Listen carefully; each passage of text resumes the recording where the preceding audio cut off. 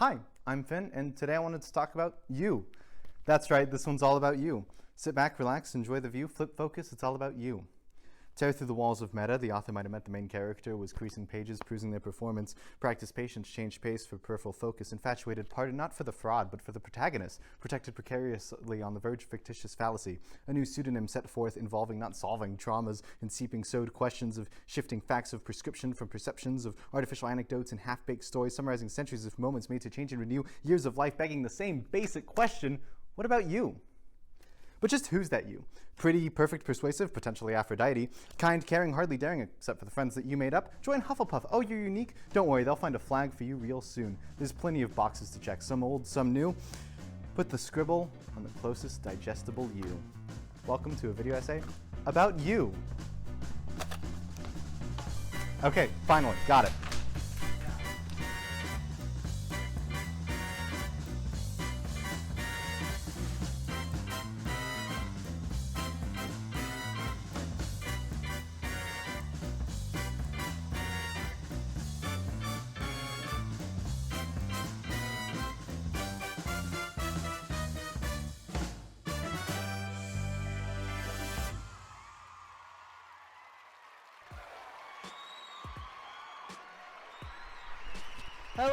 Hello, ladies and gentlemen, welcome back to the show.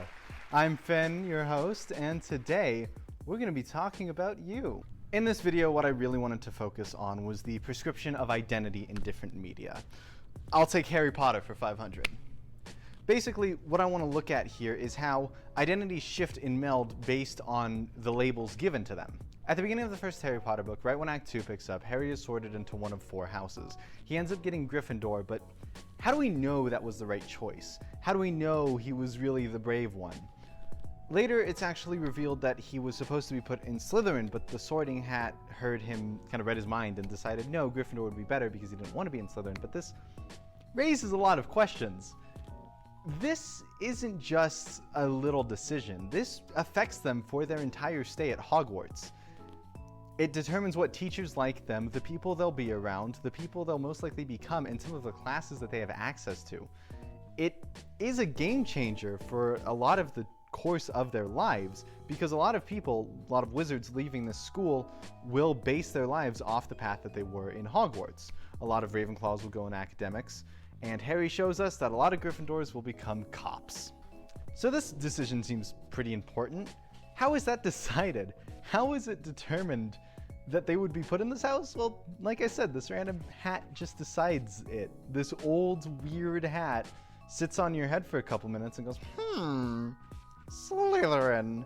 And I don't think that's fair. What makes this hat the judge, jury, and executioner of the Hogwarts houses? And why are the 4 houses the ones that they are? It's arbitration on arbitration. Why is Ravenclaw the smart ones? Why is it divided by smart, nice, main character, and evil? That seems like a really bad basis for your school system. Like, I'll take self-fulfilling prophecy for 500, please. Perhaps another example might highlight the issues with the prescribed identity. This is a beloved series by me, don't get me wrong, but the Percy Jackson series, they're told their godly parent and they're kind of modeled after that. It's the genetic identity. Avatar does the same thing, and it's uncomfortable when you think about it and you realize, you know, earthbenders being the stubborn ones, waterbenders being flexible, go with the flow, airbenders being untethered, and firebenders being kind of driven, passionate, and mostly evil. When you really stop and think about it, you realize that is stereotyping. That's racism, guys. We've done a racism. This is all a bit jumbled right now. Why don't you just give me a chance to reorganize while we cut to commercial break? Fuck you, Wizarding World! If you're dumb enough to send your kid to wizarding school, you're a big enough schmuck to go to Hogwarts. The only school is Subverts, the world's most dangerous sport, a forbidden force, and a fucking troll! If you think Hogwarts is a safe place for your child, you can kiss my ass! That's right, you can kiss my ass! Watch as we take your starry-eyed youth and strip them of all identity except for one of 4 traits we choose to emphasize. Pick Hogwarts, because you don't have any other choice, shithead. Welcome back to Whose You Is It Anyway? The show where everything about you is made up and the points don't matter. I wonder just how the identities of these characters really changed to fit the image of the group, to homogenize better, to meld with them, to dilute themselves, to better feel comfortable, to feel at home, because that's what everyone is telling them they should be. How many Ravenclaws really entered as brainiacs, and How many just pretend to be so that they don't get ostracized by their group? How many Hufflepuffs are really nice, and how many Hufflepuffs are evil? There could be one in your house right now. And how many Slytherins entered as pure fucking evil? And I hear you typing. I know what you're gonna say. Actually, Slytherins aren't pure evil. We're gonna talk about that later. But in text, at least early, I'll talk about it more in depth later, but Slytherins are evil. That is the assumption we're operating with. I don't want to make this video completely about Potter, but it is highly relevant as a cultural example of this phenomena, and I think this is the best way to explore it. You have Hot Topic selling merch, you have Pottermore opening with a quiz about what house you belong to. Everything about Potter boils down to selling these houses to you. I don't think that Harry Potter is free from criticism just because it is a popular media. I also don't think that we should throw out everything these books have to say because of its shitty creator. That being said, fuck J.K. Rowling and fuck TERFs. To refocus, Slytherin is a house that is plagued with problems.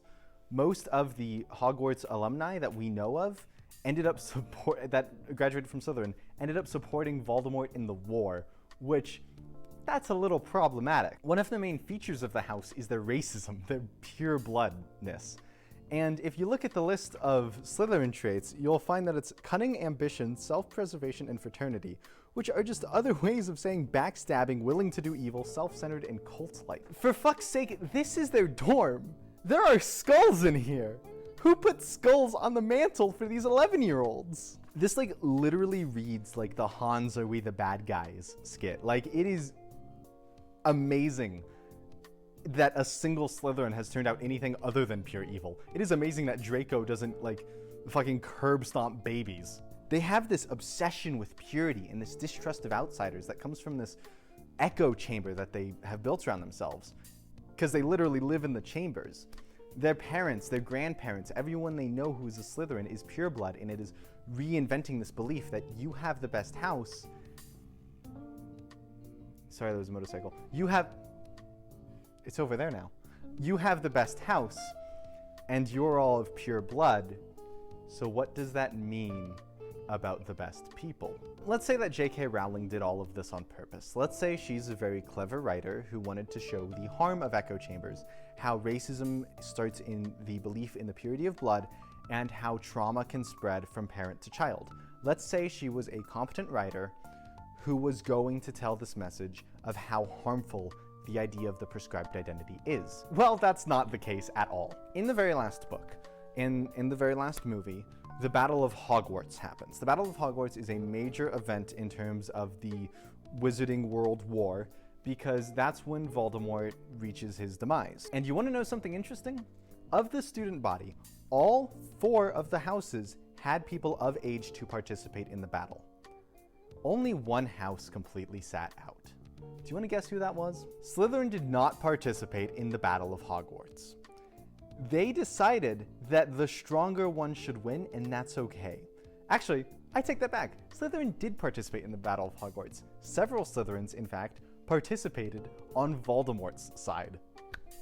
1/4 of the student body literally decided that it is okay if these people want to wipe out, commit a genocide to everyone that wasn't like them. It was okay as long as they proved they were the stronger ones in battle. That's fucked. They should have been punished so severely, and Slytherin should have seen immediate systemic change. Here's where we see one of the greater issues of J.K. Rowling's writing, though. J.K. Rowling is, in as few words as possible, a dirty fucking liberal. They don't get punished. People celebrate and everything goes back to normal. Slytherin is one of the houses as it always has been, and nothing changes systemically. Only the people fade out. This is endemic of a larger issue with J.K. Rowling's writing. She believes that as long as the right people are in these harmful and dangerous systems, then it will work. Gryffindor is noted as being similar to Slytherin, and the reason that they aren't evil is because the right people are there. The Ministry of Magic is messed up. They oppress certain groups and they cause problems. Until Harry is holding the gun. Slytherin is fucked until all the bad guys are gone. And slavery is bad until the right people are slaves. You know, Just the people who want to be slaves. Thanks, Rowling. Regardless, this is the trap of Slytherin.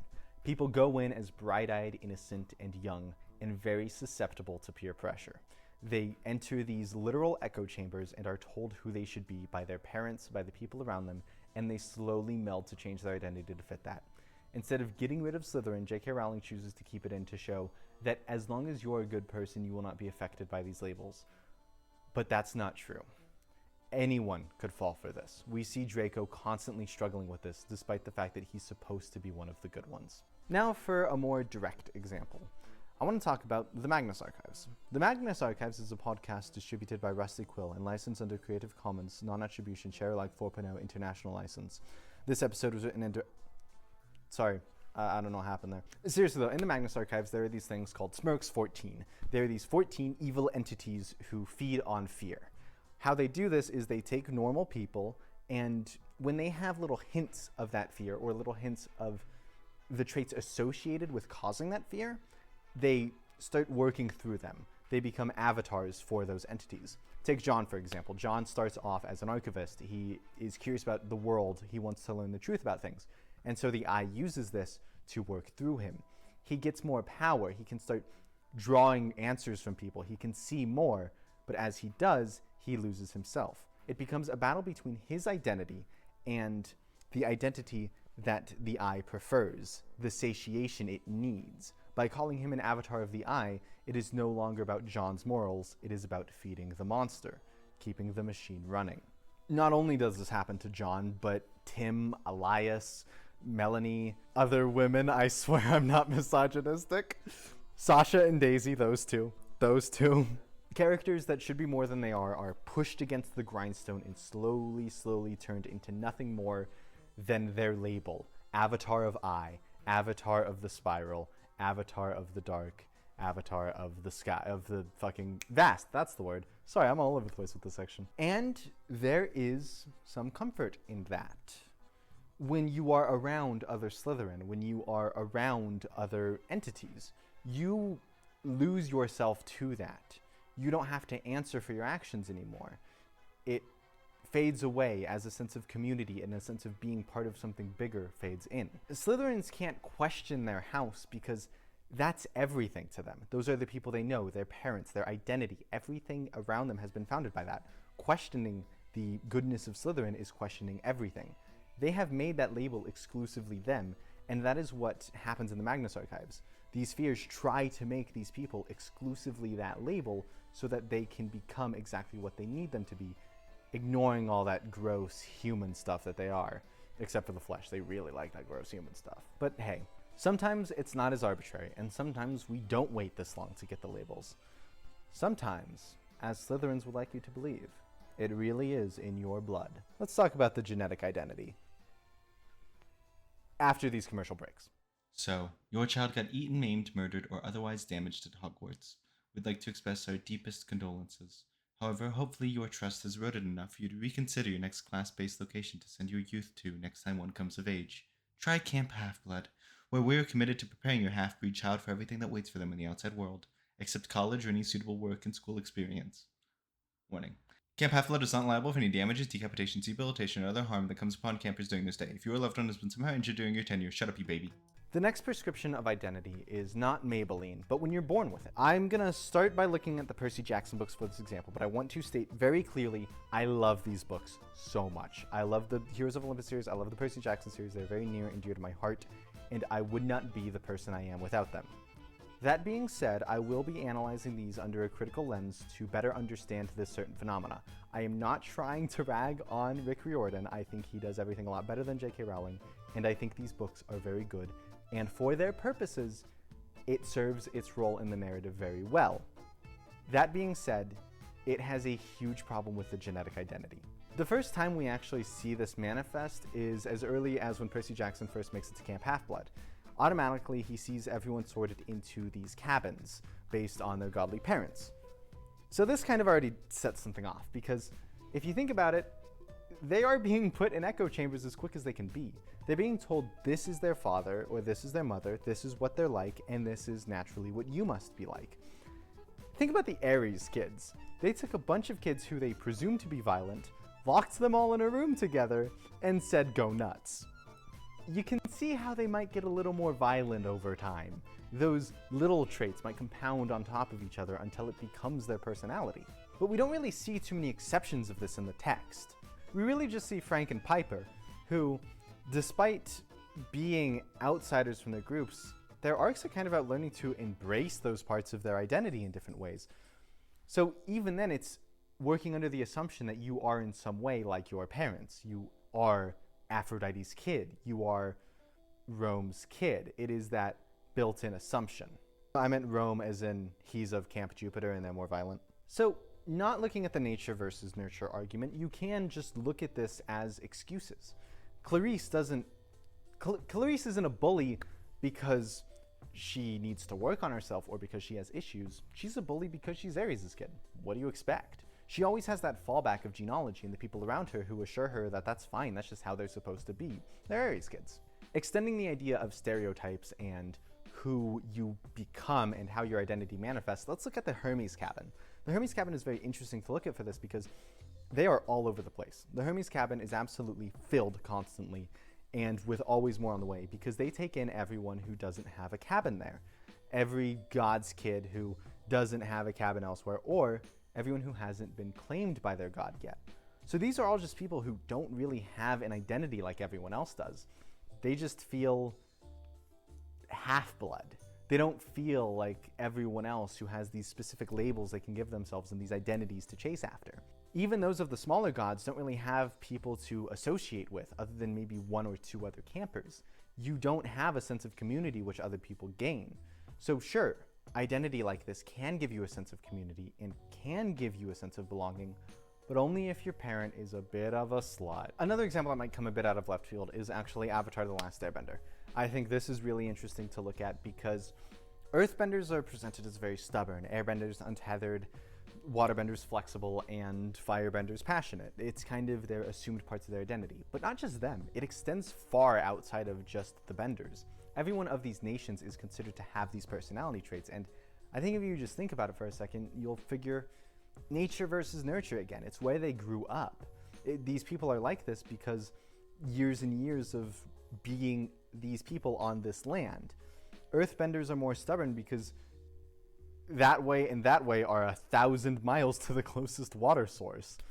Waterbenders are more flexible because they live on the water. It's stuff like that, how your surroundings make you who you are. The society then comes after this, building up around these ideas and making conformity the norm. Iroh doesn't believe in this though. We see him pretty staunchly against this, saying that if you truly want to be one with nature, one with the world, and one with yourself to achieve self-actualization, you need to draw sources of inspiration from all four elements. You have to look past barriers and become a more full person by becoming a more worldly person who understands everything better. Even the avatars, the great uniters, fail in this regard often. Sure, they're supposed to master all four elements, but they don't always encapsulate the people of those elements. Think about Aang, who struggles most with earthbending because of his untethered, flexible nature. And think about Korra, who, despite being a waterbender, didn't actually struggle most with firebending, but struggled most with airbending because of how worldly she was. All avatars have this issue where one element sticks out to them as a struggle spot. And all avatars still base their identity off the one they were born with. Think about all the benders who still keep their same garb based on where they were born. Aang is considered the airbender avatar. Korra is considered the waterbender avatar, and Roku is considered the firebending avatar. It's a cycle that just continues. Like the avatar cycle.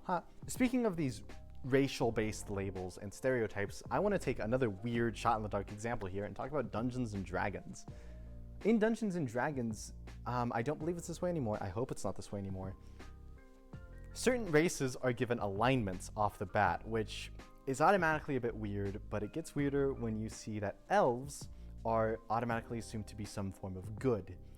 But drow, dark elves, elves who are of darker skin, are naturally more evil alignments. that is self-explanatory as an issue in itself. So if assigning someone a label later on and putting them around people of that label isn't really working, but also basing it off genealogy isn't working, what's the best way to do this? Well, another way that authors like to give their little guys little labels is basing them off roles in the narrative. Think the five-man band that we see in Voltron, or, and I'm sorry for bringing it up, actually not as sorry as I am for bringing up Voltron, but think about Homestuck. Characters there, their titles are actually named after their role in the narrative, which is interesting, but then it raises the question, nature versus nurture. Would this be the things they're actually doing, or are they just doing it because that ended up being their role in the narrative? Which is truly coming first, especially in such a media riddled with time travel?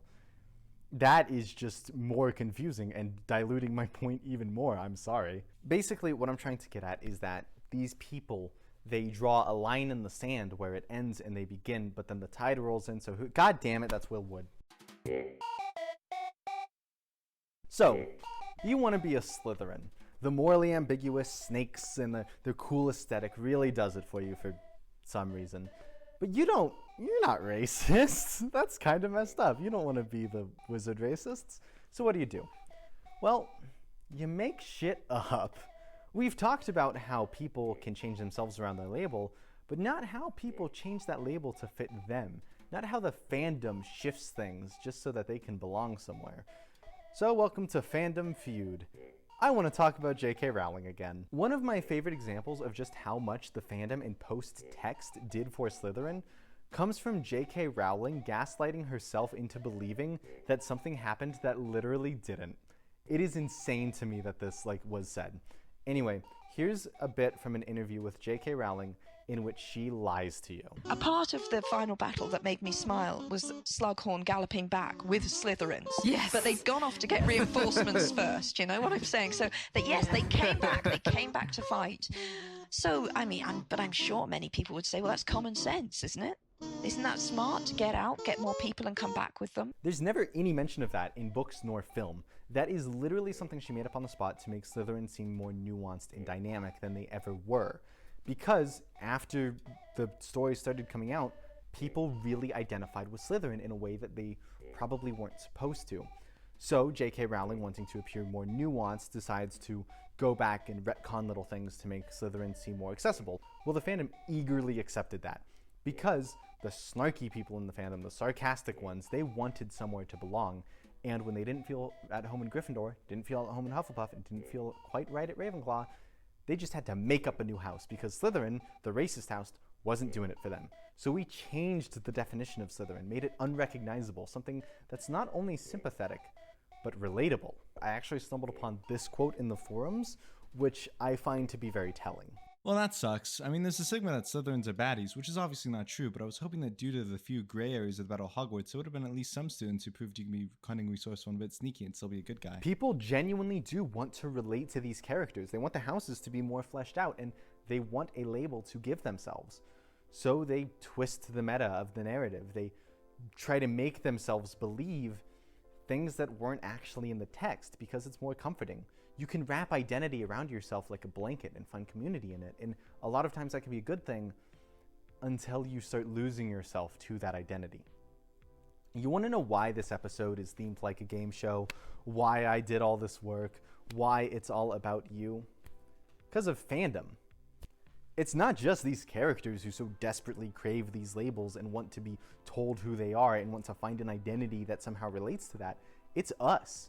It's all of us. Every time we open UQuiz or BuzzFeed and take quizzes that all answer the same question 100 times in 100 different ways, what blank are you?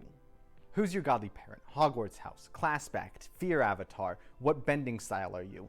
It all compounds over and over and over, while other people's opinions of those houses are put on your opinion of you over and over until it's not even close to the canon text. It's just what the fandom wanted it to be so that people could more easily relate to it. The reason that this looks like a game show, the reason that this is a video about you, is because of fandom.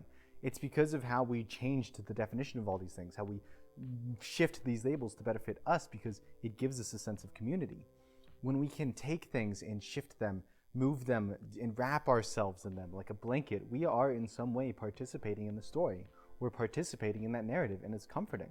It's genuinely really something special. So I want to talk about something a little more personal.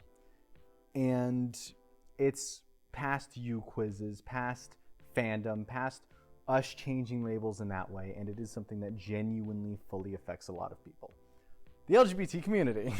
When you're young, the basic idea, the prevailing notion in our society, which I know society, is that you can be two things: cis and straight.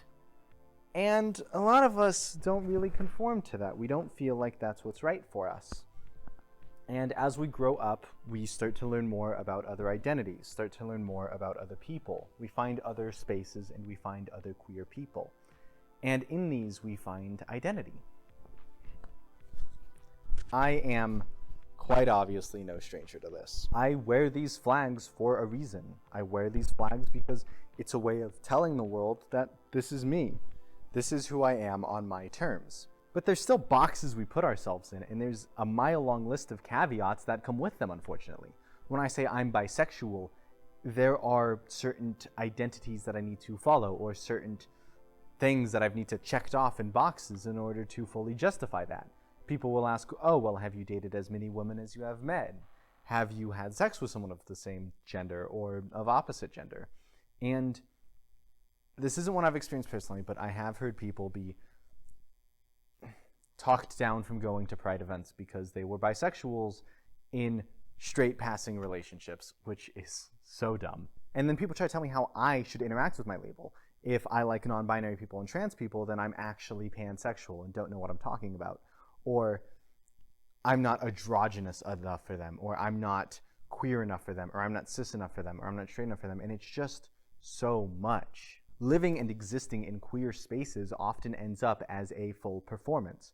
You constantly have to perform that queerness. You have to perform bisexuality by dating people of the same and opposite genders. You have to perform transness by fully changing yourself to appeal to their standards and having dysphoria. If you're a trans femme, you probably have to shave, dress traditionally femininely, and be conventionally attractive. And when people come to violate these notions, the boxes that we've set to be ticked, it causes upsets. When people don't identify with these labels in the way that they've been identified as, it causes genuine problems in these communities and in these spaces, and that's a damn shame. Just look at asexuals. They're people who were outsided by a lot of straight communities, and we look at them and we tell them that they're not LGBT because they haven't suffered the same oppression. So now we're letting the outsiders decide what our community is and who's allowed in our community. That doesn't seem very fair. Arguments like don't use neopronouns, stay androgynous, don't detransition, they're not arguments, they're not attacks, they're defense mechanisms. They're ways of us saying, look, we can be normal too, just in a slightly different way. We are conformists, non-conforming. We can still be exactly what you are okay with, just please give us rights. It's an argument in vain. It's saying, you won't even notice we're here. We'll look the part. Trans people will look exactly like their gender to a point where you'll never be able to tell they were ever anything else. And everyone will be just able to participate in these systems. We will not change these systems. You don't need to change them. Don't worry about it. We'll accommodate. So we'll suffer for it. This is the problem of labels. This is the problem of identity, is that when you find a label, it's so easy to fall into it, to dilute yourself and become what other people think that label means. But there's one media that rises above this, one media that says, I will not lose myself, I will not dilute my identity, and I will not be your normal. I want to talk about Dana Terrace's The Owl House.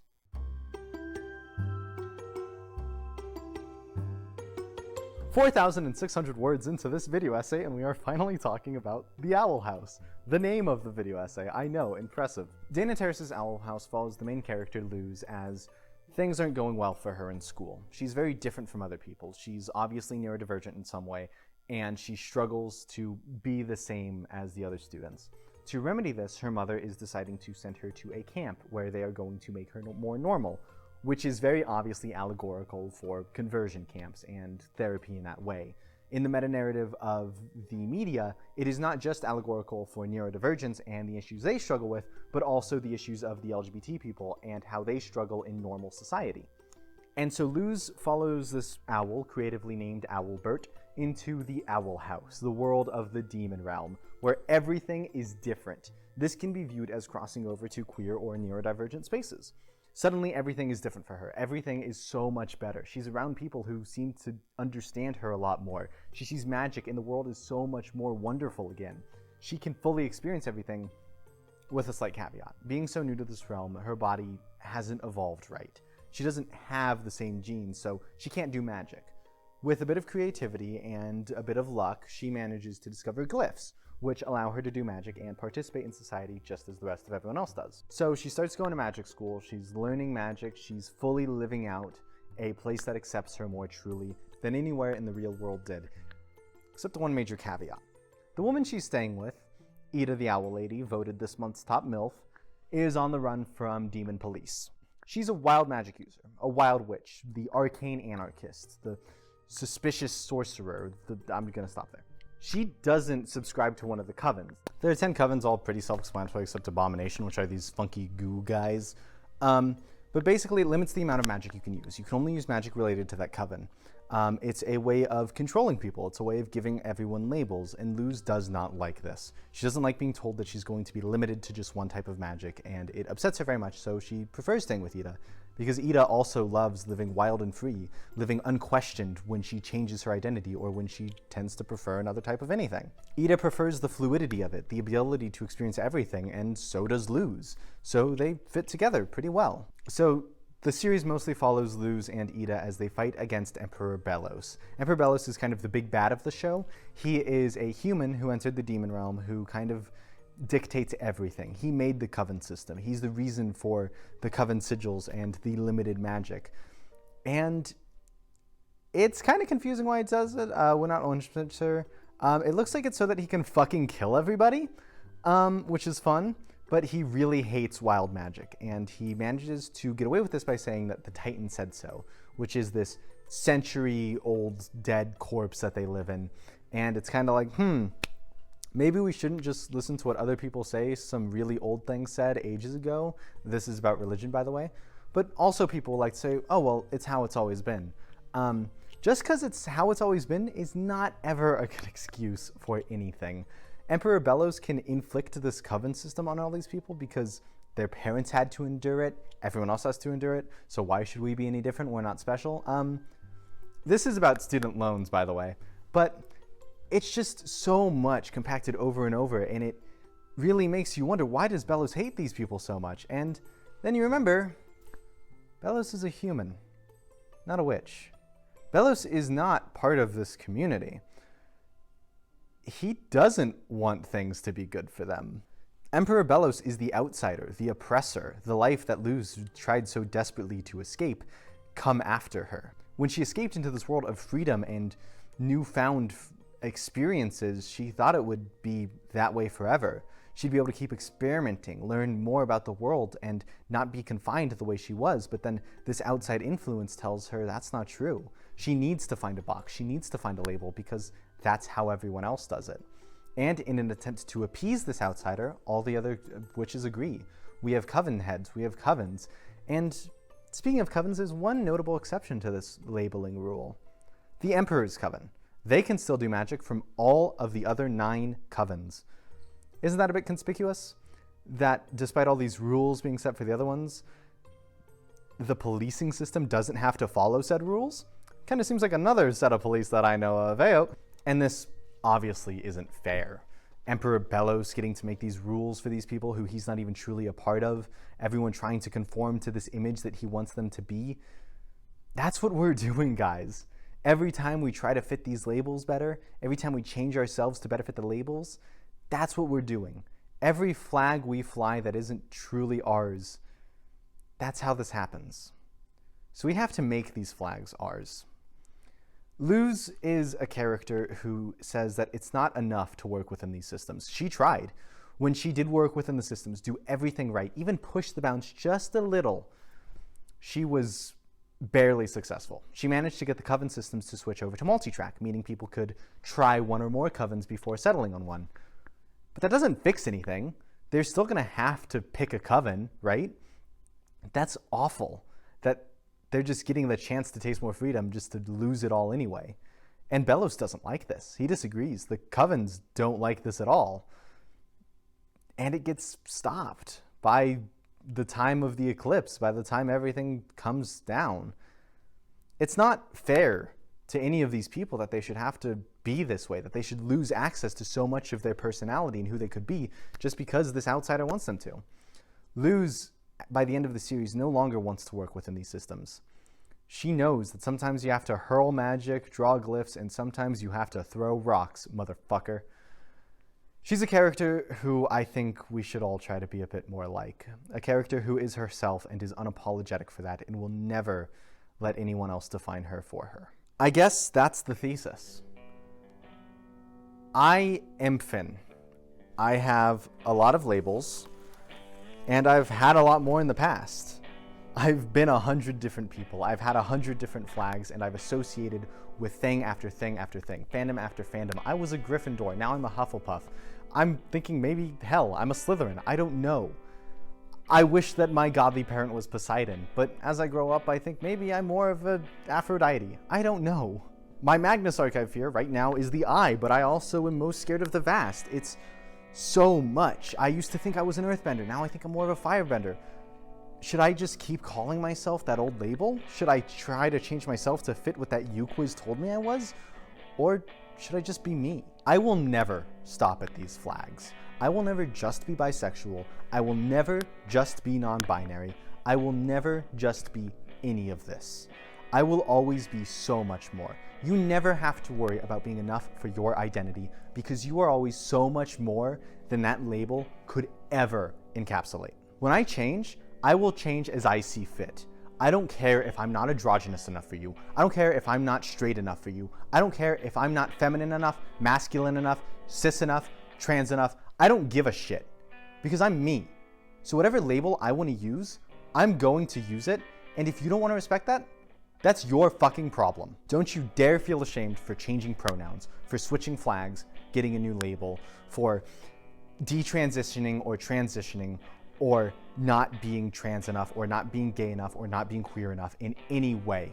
Never worry about not being enough. Ace people are LGBT, non-binary people can be lesbians, trans women are women, and I don't care what you say, but nobody has to be they, them to use the non-binary label. If they think it's right for them, it's right for them. We are messy, complicated, shifting series of personalities and neurons all just trying to find people like us and trying to find our way in this world. And so if there's one thing that I want you to take away from this, one thing that I am going to take away from this, it's that I will never stop at just being these flags. I will pick them as I choose them, and you have to deal with that. I will never let these labels define me, and I will never let you define these labels for me. I'm Finn. Thanks for watching the show.